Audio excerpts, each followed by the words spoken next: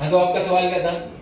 Bridge आपने word use किया, charging ऐसे से प्रीमियम पावर हाँ। होता है। ब्रिजिंग फिल्टर होता है या ब्रिज का मतलब ये होता है कि अभी कैसे जो पहले के मोबाइल थे उसमें प्रोटेक्शन नहीं था, अभी प्रोटेक्शन दे दिया है। अभी प्रोटेक्शन इसलिए दिया है कि सबसे पहले बैटरी आपकी चार्जिंग सप्लाई पे जाएगी, चार्जिंग ऐसी पे जाएगी, उसके बाद पावर ऐसी पे जाएगी। इसलिए पहले कैसा था कि डायरेक्ट पावर पे चली जाती थी बैटरी सप्लाई, हम वहां से एक्टिवेट ऑन ऑफ करके चालू कर सकते थे। लेकिन अभी क्या है, चार्जिंग प्लस बूट को इसको बना दिया, सिस्टम थोड़ा चेंज कर दिया। भैया इतना भारी लोड डाल दिया तो कुछ तो प्रोटेक्शन चाहिए। पहले आपके मोबाइल में कैमरा नहीं था, म्यूजिक प्लेयर नहीं था, कुछ भी नहीं था, नॉर्मल मोबाइल था। आज इतना सारा सिस्टम क्या मल्टीमीडिया किसी को कहते हैं, मल्टीमीडिया का मतलब होता है टोटली मीडिया उसके अंदर घुस गया। मीडिया टोटल घुसने की वजह से क्या करा उसने, चार्जिंग सेक्शन में उसका ब्रिज बना दिया। भैया ऐसा होता है, ये ब्रिज का मतलब होता है यहाँ से एक डायोड लगा के आगे बढ़ा देना डायरेक्ट। इसके अंदर से ब्रिज है। जब यहाँ पावर सप्लाई जाएगी तभी यहाँ पे पावर सप्लाई आएगी, चाहेंगे तो आएगी। लेकिन कभी कभी क्या होता है, ज्यादा करके सैमसंग में देखने को मिलता है, या ऐसी खराब होने पे सप्लाई ऑन ट्रिगर नहीं लेता, क्यों नहीं लेता। और दूसरी बात, सैमसंग में ये चीज ज्यादा देखने को मिलेगी कि एक तो चलेगा पावर ऐसी पे, यहाँ पे ग्राउंड नहीं रहेगा, वो ऑन ऑफ का एक पॉइंट जो है वो ग्राउंड नहीं रहेगा। बाकी सारे एंड्रॉइड में ग्राउंड है, लेकिन सैमसंग ने क्या करा, उसको ग्राउंड ना करते हुए उसमें सप्लाई डाला है। सप्लाई डाला है बोले तो एक रजिस्टर, देन 3.7 वोल्ट ये यहां से आते, कहां से आते,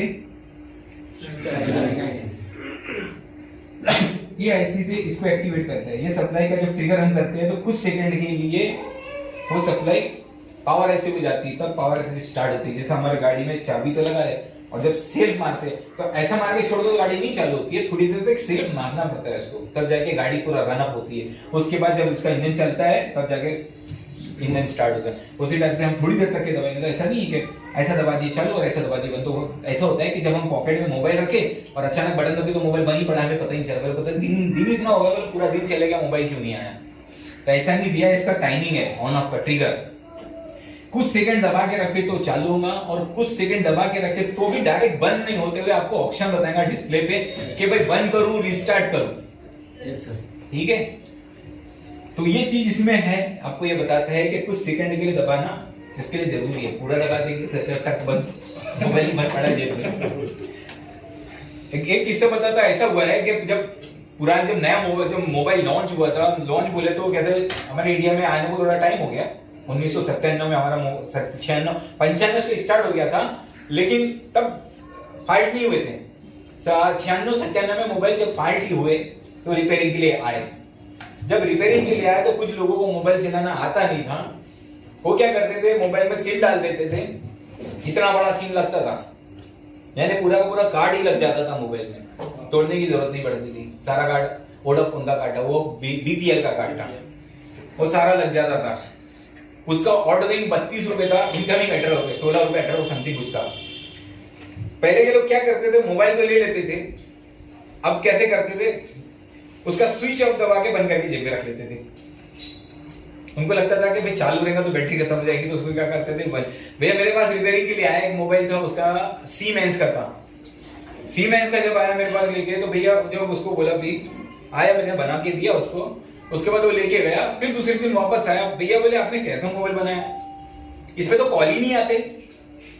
मैं फिर देखा भी चालू वालू किया, भाई चल तो रहे, कॉल तो आ रहे, फिर लेके गया, फिर वापस लाया, इसमें कॉल ही नहीं आते। तो मेरा ध्यान नहीं गया, मैंने भाई चालू है आप यूज तो करो।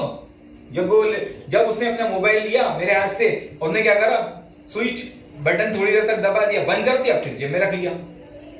मैंने बोला भाई रुको, क्या किया आपने, तो बोले मोबाइल बंद। भैया मोबाइल बन रहेगा तो कॉलिंग कहां से आएगी मोबाइल बन रहेगा तो कॉलिंग कहां से आएगी, तो बोले इसको तो बंद करके रखना पड़ता है। भाई अगर बंद कर दिया तो कॉलिंग कहां से आएंगे, भाई इसको चालू रखो, वो ऑटोमेटिक स्लीप मोड में जाता है। जब उसको चालू रखा तब उसके समझ में आया, पहले यूज करने वालों को उतना समझ नहीं था। इनकमिंग और आउटगोइंग, उसके पहले तो पेजर था, पेजर ऑपरेट होता था, आपको मैसेज आता था कि भाई इसका कॉल आया, फिर आप जाके थे लैंडलाइन पे उसको कॉल करते थे। पेजर चलने का फ्रीक्वेंसी होती है एफएम रेडियो कहती है ना, frequency modulator, frequency modulator, FM का फुल फॉर्म होता है फ्रीक्वेंसी मॉड्यूलेटर। पहले जो हमारे एफएम था, रेडियो था, आकाशवाणी वाला, उसकी फ्रीक्वेंसी थी 86 से 108 स्टार्ट एंड लास्ट, कितनी थी? 86 से 108। उसके बीच में जो चलता था 106 पे चलता था अपना विदित भारती। उसके बाद की जो फ्रीक्वेंसी बेस्ड हो रही थी 86 से 108 के बीच की जो फ्रीक्वेंसी में एक फ्रीक्वेंसी यूज कर रहा था, जो फ्रीक्वेंसी थी 106 थी, वो हम विविध भारती के गाने सुनने में लेते थे। जो बची फ्रीक्वेंसी थी वो वेस्ट हो जा रही थी, तो कंपनी ने उसको पेजर पे डाल दिया। क्या पे डाल दिया? पेजर पे। वो फ्रीक्वेंसी पेजर यूज करता था। उसके बाद फिर लोगों का मन भर गया, भाई पेजर में मजा नहीं आ रहा यार, कुछ नया हो जाए। तो इंजीनियर ने सोचा चलो ये कुछ ऐसा करो क्या, भाई रेडियो तो सबको थमा दिए, वो तो गाने सुन ही रहे, कभी हम कस्टमर की भी सुन लिया करें, तो बना दिए वॉकी टॉकी। वॉकी टॉकी बन गया, तो ये दो आदमी आपस में एक साथ कम्युनिकेशन करते थे, तो एक माइक को बटन दबाता था, यानी एक ही स्पीकर में जाती भी थी आवाज और उससे आती भी थी। तो जब पहले वाले की बात खत्म होती थी तो वो ओवर बोलता था, तो दूसरा वाला बटन दबा के फिर बोलता था हाँ हाँ बोलो बोलो, फिर उसका खत्म होती थी, फिर वो ओवर बोलता था अब तुम बोलो। तो ये चला कम्युनिकेशन में पहले transmitting and receiving starting mobile की, वहां से मोबाइल स्टार्ट हुआ। तो उन्होंने बोले क्या, बोले चलो एक चैनल तो हो गया, बोले अब दो चैनल, बोले एक वॉकी टॉकी अब दो जन से बात करनी है, तो उसने दो चैनल यानी फ्रीक्वेंसी चेंज किया, frequency 1 and frequency 2, channel 1 and channel 2। तो उसने क्या करा, एक 3 लोग आपस में बात कर सकते थे, एक बॉस था, दो उसके एम्प्लॉय थे, तो आपस में एक को फोन लगा, एक को एक नंबर पे बात करता था, दूसरा चैनल चेंज करके दूसरे से बात करता था। अब यहाँ फ्रीक्वेंसी बनना शुरू हो गई। अब वो लोग भी बात करते थे बॉस से, तो फिर आपस में उन लोगों ने भी बात करना शुरू कर, तो उनकी भी एक फ्रीक्वेंसी बन गई, यानी सबको दो चैनल का वॉकी टॉकी दे दी, भाई तू मुझसे भी बात कर सकता है, उससे भी बात कर सकता है। उसके बाद फिर चैनल 3, 4, 5, 6 चले। अब ये तो चैनल चले, अभी नंबर बने नहीं। उसके बाद जब खत्म हुए तो लोगों ने बोले यार भाई हम तो आपस में कम्युनिकेट कर रहे हैं, लेकिन ऐसा करो ना, क्या बोले कि पूरा हम जो बाहर लोग रहते हैं उनसे भी बात करें। तो फिर कंपनी ने जब इसमें देखे फायदा, भाई फायदा है, पहले बीएसएनएल जो अपना एमडीएफ चलाती थी, जो स्विच रूम में उनके जो स्विचिंग होती थी, पहले वो हाथ से ऑपरेट करने वाले बैठते थे, लेकिन उसके बाद स्विच रूम बना दिया गया। एक मदरबोर्ड पे 9 चैनल चलते हैं स्विच रूम में, जो अपने टेलीफोन एक्सचेंज के अंदर होते हैं, वो स्विच रूम में डाला गया, उसमें ऑटोमेटिक नंबर चुनते थे और जिसको कॉल लगा था उसको लग जाते थे। अब बैठने वाले ऑपरेटर खत्म हो चुके थे। उसके बाद हमारे मोबाइल में आई ये बात है कि भैया आपको सबको नंबर बांटा जाए, चाबी कहाँ है?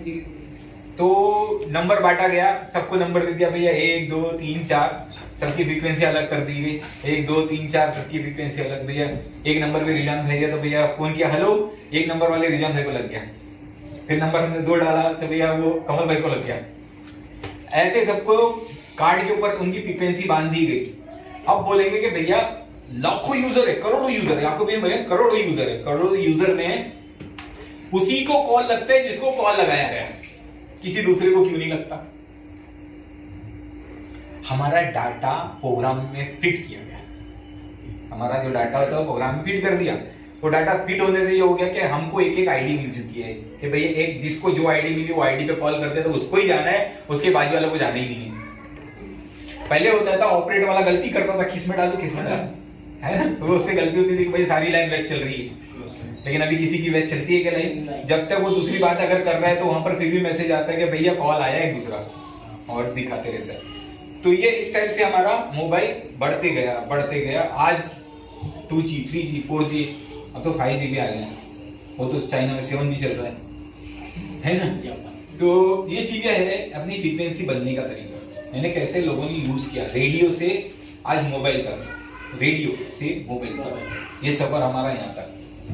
पहले लोग रिसीव करते थे, ट्रांसमिट नहीं कर सकते थे, कभी गुस्सा आता था यार क्या सड़े गाने डाले, मुझको भी गाली बकनी है से, लोग सोचते थे कि काश इसमें भी ट्रांसमीटर होता, वो जमाने के लोग सोचते थे, लेकिन आज हो गया। अपनी भड़ा जब झगड़ा करते हैं ना मोबाइल पे, तो दोनों तरफ से गाली बकी जाती है कि मेरी भी निकाल और तेरी भी निकाल। इस टाइप से बाद में कौन और आगे पढ़ेंगे कि फ्रीक्वेंसी बनती कैसी है। आपका इलेक्ट्रॉनिक का बेस क्या है, इलेक्ट्रॉनिक किसके ऊपर खड़ा है, और इलेक्ट्रिक भी क्या है। इलेक्ट्रॉनिक का बेस है मैग्नेट, जहां करंट और मैग्नेट, क्योंकि उसके बिना वो नहीं, उसके बिना वो नहीं। इलेक्ट्रिक को जब हम कोई तार में लपेटते हैं, उसके दोनों सिरों पे सप्लाई देते हैं, एक पे प्लस और एक पे माइनस। एक लोहे की रॉड पे जब तार लपेटा जाता है और उसको जब सप्लाई देते हैं तो उसमें बनता है लोहे की रॉड में मैग्नेट, चुंबक, चुंब कह सकती है, उसमें से तरंगे बाहर निकलती है। जो कोई लोहे की कोई छड़ उसके पास ले जाए तो चिपक जाती थी। तो ये होता है करंट को जब हम किसी तार से लपेट के कोई लोहे की रॉड पे रख दो तो वो बनती है मैग्नेट। तो इलेक्ट्रिक और इलेक्ट्रॉनिक का सारा काम मैग्नेट पे है।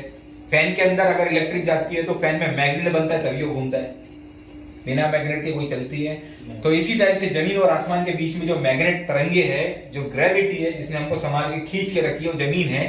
जमीन ने जो मैग्नेट खींच के हमको रखी है, और जमीन और आसमान के बीच में जितनी भी मैग्नेटिक फील्ड तैयार हो रही है वही फ्रीक्वेंसी में यूज की गई है। जमीन से लेके आसमान के बीच में जितने रेजिस्टेंस लगा है, रेजिस्टेंस 0 से लेके कई मेगा, हम आसमान की गिनती तो नहीं कर सकते कि इतने मेगा होगा, लेकिन हमें नहीं पता है। लेकिन जो फ्रीक्वेंसी जितनी ऊंची तक जाएंगी वो फ्रीक्वेंसी उतनी हाई होती जाएगी, करके हमारे टावर और ऊंचे और ऊंचे और पहाड़ों पे लगते जा रहे हैं। इसी तरीके से एक बड़ा सा टावर, जो टावर नहीं बोलते उसको सैटेलाइट बोलते हैं, जो आसमान में लटका है, घूम रहा है, उसको एनर्जी कहां से मिल रही? आसमान में जो सैटेलाइट है उसको करंट कहां से मिल रहा है? सोलार। सोलार कैसे जनरेट हो रहा है? सनलाइट से। यानी सोलार के अंदर एक बैटरी लगी है, हमारे सैटेलाइट में बैटरी लगी है जो सोलार से हर बार चार्ज हो रही है और उस सैटेलाइट को पावर सप्लाई की पूर्ति करती है। तो एक हमारा टावर आसमान में भी है, वो आसमान में लगाने का कारण क्या? हम तो टावर से कम्युनिकेट कर रहे हैं, फिर सैटेलाइट का क्या मतलब? Long range transmission, long range transformation. ऐसा होता है कि जो हमारी पृथ्वी है, अर्थ है, वर्ल्ड है, दुनिया है, वो एक्चुअली गोल टाइप है।